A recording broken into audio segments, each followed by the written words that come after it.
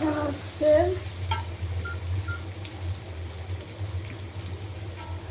পেঁয়াজ, কাঁচামরিচ, রসুন আর হচ্ছে চিংড়ি মাছগুলো আগে ভেজে নিচ্ছি।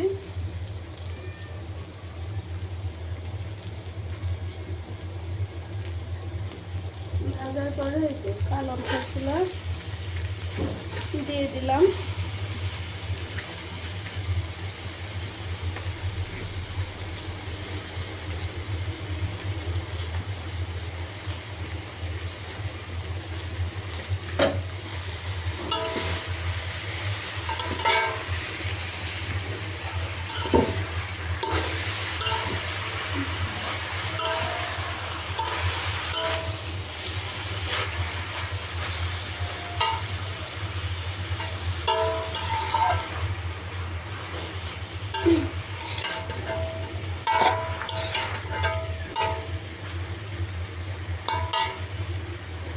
বেশি করে পেঁয়াজ কাঁচামরিচটা একটু বেশি দিলাম, কারণ এখানে শুকনো মরিচের গুঁড়া দেওয়া যাবে না।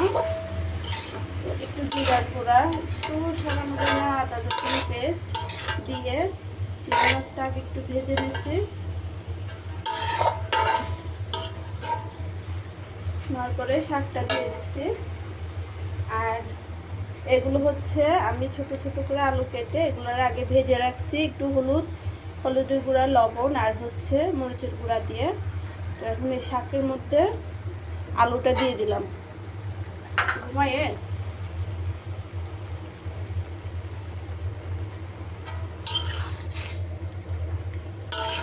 পালং শাক সিদ্ধ হইলে একটু হয়ে যায়, এই জন্য দুটা আলু একটু কেটে হলুদ, লবণ আর হচ্ছে মরিচের গুঁড়া দিয়ে ভেজে রাখছি।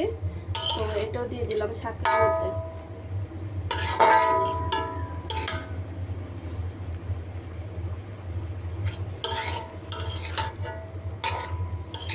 এখন ঢেকে দিব, আর এই ঢাকাতেই হয়ে যাবে, এখানে আর কিছু করা লাগবে না।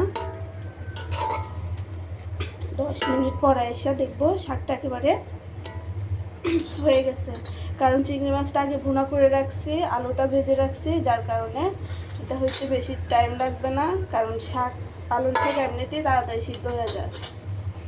টাটা।